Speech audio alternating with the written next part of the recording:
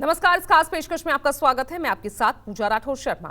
शशि थरूर ने कांग्रेस को जीत के लिए एकदम नए फॉर्मूले का सुझाव दिया है।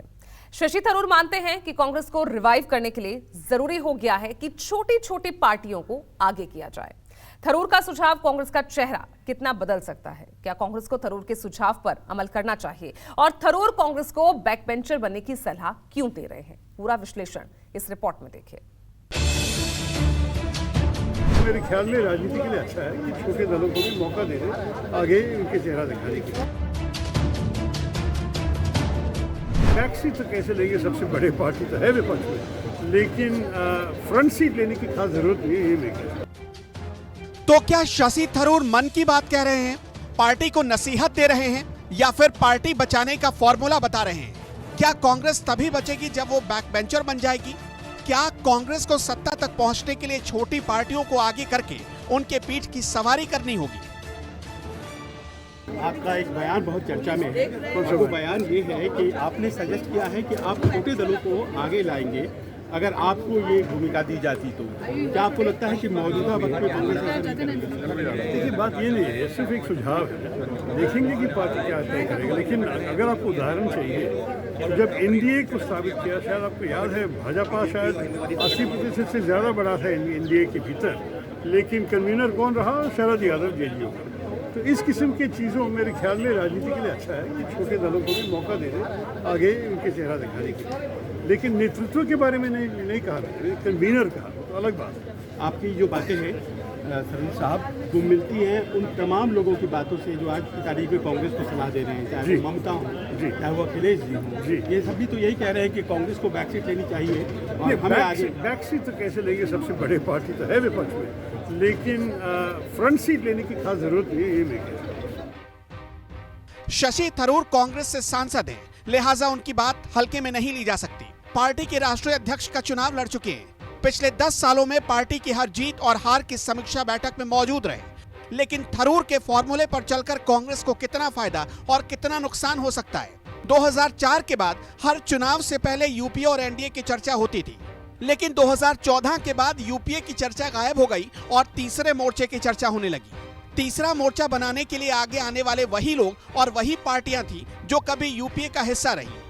आज कोई यूपीए को मजबूत करने की बात क्यों नहीं करता? हर गैर बीजेपी दल को तीसरा मोर्चा क्यों चाहिए? इसे समझने के लिए 2004 के बाद से कांग्रेस की बदलती रणनीति समझनी पड़ेगी, जिसकी वजह से यूपीए कमजोर पड़ गया। कभी यूपीए हुआ करता था जिसकी कहानी शुरू हुई करीब 19 साल पहले, यानी साल 2004 में। इस एक फ्रेम में यूपीए की पूरी तस्वीर समझ में आ जाती है। बीच में सोनिया गांधी और चारों तरफ कांग्रेस के सहयोगी दल। इस तस्वीर में Indian Muslim league, RJD, JMM, MDMK, NCP, DMK, Congress, PDP, RPI, LJP, AIMIM, RPI Athawale, यानी कुल मिलाकर 14 दल एक साथ नजर आ रहे हैं। हालांकि इसके बाद लेफ्ट पार्टियां भी यूपीए से जुड़ गई और कुनबा करीब 17 दलों का हो गया। 2004 में यूपीए मनमोहन सिंह की सरकार बनाने के लिए बना। लेफ्ट नेता हरकिशन सिंह सुरजीत यूपीए का कॉन्सेप्ट लेकर आए, लेकिन आज की तस्वीर कुछ अलग हो गई है। कांग्रेस को जब से लगने लगा कि वो सबसे बड़ी पार्टी हो गई, तब से छोटी पार्टियां उससे दूर होने लगी।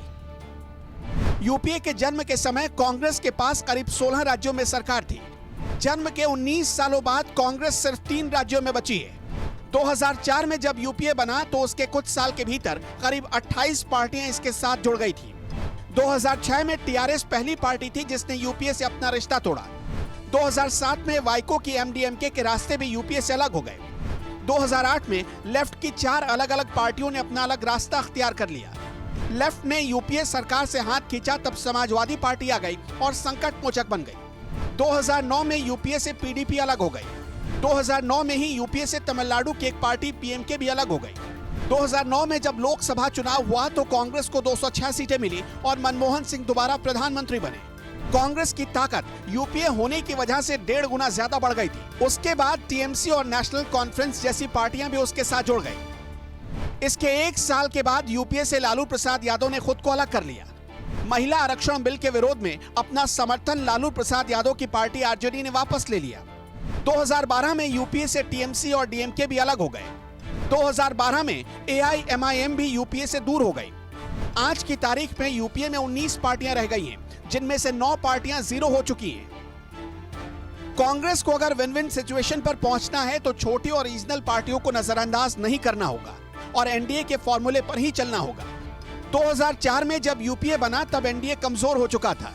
यूपीए ताकतवर हो रहा था तब एनडीए के हाथ से एक एक कर अलग अलग राज्यों की सरकारें फिसलती जा रही थी और सत्ता कांग्रेस के हाथों में आती जा रही थी। तब एनडीए ने यह बहुत अच्छे से समझ लिया कि रीजनल पार्टियां ही उसकी डूबती नैया बचा सकती हैं। एनडीए जब कमजोर पड़ा तो उसने छोटी छोटी पार्टियों को आगे करना शुरू कर दिया। एनडीए जहां जहां कमजोर पड़ी वहां छोटी पार्टियों को ज्यादा मौका मिला। बिहार में नीतीश कुमार को बीजेपी ने बड़ा भाई बना दिया, शरद यादव को एनडीए का संयोजक बना दिया। पंजाब में अकाली दल बड़े भाई की भूमिका में थी। इसी तरह महाराष्ट्र में शिवसेना को बीजेपी ने आगे बढ़ाया। झारखंड में जेएम के साथ गठबंधन कर लिया। यानी वक्त और हालातों के हिसाब से एनडीए ने अपनी रणनीति बदली, लेकिन यूपीए इसलिए खत्म हो गया क्योंकि कांग्रेस ने अपने आगे किसी की नहीं चलने दी। कांग्रेस ने परिवार के बाहर के नेता को पार्टी का राष्ट्रीय अध्यक्ष बनाया तो लोगों के बीच एक अच्छा मैसेज गया। तो क्या बीजेपी को हटाने के लिए अब उसे छोटी छोटी और रीजनल पार्टियों को आगे बढ़ाना चाहिए? 2004 से 2010 के बीच यूपीए इतना बड़ा कुनबा था कि उसे मायावती भी सपोर्ट करती थी और मायावती के कट्टर विरोधी अखिलेश यादव भी। ममता बनर्जी भी सपोर्ट करती थी तो ममता की कट्टर विरोधी लेफ्ट पार्टियां भी। कांग्रेस को समझना होगा कि 2024 की तरह या उससे बड़ी तस्वीर बनानी है तो रीजनल पार्टियां और छोटी छोटी पार्टियों को साथ लेना ही पड़ेगा। छोटी रीजनल पार्टियां मिलकर कितना बड़ा खेल कर सकती है, इस बात का अंदाजा इसी से लगाया जा सकता है कि 2020 के बिहार विधानसभा के चुनाव में गठबंधन वाला विपक्ष महज 8 सीटों से सरकार बनाने से चूक गया। उस वक्त बिहार में अनजान रही असदुद्दीन ओवैसी की एआईएमआईएम ने सीमांचल में बड़ा खेल कर दिया, जिससे कांग्रेस और आरजेडी की गठबंधन वाली सरकार नहीं बन पाई। इस वक्त कैसे हालात हैं? आंध्र प्रदेश में गैर बीजेपी सरकार है जहां 25 लोकसभा की सीटें हैं। कांग्रेस के लिए यहां उम्मीद है। बिहार में गैर बीजेपी की सरकार है जहां 40 लोकसभा की सीटें हैं। दिल्ली में भी गैर बीजेपी की सरकार है जहां 7 लोकसभा की सीटें हैं। हिमाचल में कांग्रेस है। छत्तीसगढ़ में कांग्रेस की सरकार है। राजस्थान में भी कांग्रेस की सरकार है। सिर्फ इन 3 राज्यों को मिलाकर करीब 40 लोकसभा की सीटें हो जाती हैं। झारखंड में गैर बीजेपी की सरकार है जहां 14 लोकसभा की सीटें हैं। केरल में लेफ्ट की सरकार है और 20 लोकसभा की सीटें हैं। महाराष्ट्र में महाविकास अघाड़ी अच्छा काम कर रही थी। अच्छे गठबंधन की उम्मीद अभी भी बरकरार है। महाराष्ट्र में लोकसभा की 48 सीटें। ओडिशा में नवीन पटनायक मजबूत स्थिति में। अगर नवीन पटनायक की पार्टी बीजू जनता दल यूपीए में आ जाए तो 21 लोकसभा सीटों पर अच्छा काम कर सकती है कांग्रेस। तमिलनाडु में एमके स्टालिन की सरकार है। तमिलनाडु में 39 लोकसभा की सीटें। डीएमके यूपीए का हिस्सा है, इसलिए वहां भी कांग्रेस के लिए अच्छी उम्मीद है। तेलंगाना में केसीआर है, वो भी फिलहाल यूपीए का हिस्सा है। तेलंगाना में 17 लोकसभा की सीटें। पश्चिम बंगाल ममता बनर्जी का गढ़ है, 42 लोकसभा की सीटें। लेकिन ममता बनर्जी कह चुकी हैं कि वो कांग्रेस के साथ नहीं जाएंगी, पर अगर कांग्रेस ने उन्हें मौका दिया तो शायद साथ जाने की संभावना बढ़ सकती है। यानी यूपीए अगर अच्छे से बनाया जाए तो 13 राज्यों की रीजनल पार्टियों के साथ देश की 313 सीटों पर बीजेपी को कांटे की टक्कर दे सकती है कांग्रेस। लेकिन ऐसा तभी होगा जब कांग्रेस बड़ा होने की जिद छोड़कर दूसरी रीजनल पार्टियों को साथ लाने के लिए तैयार हो जाए।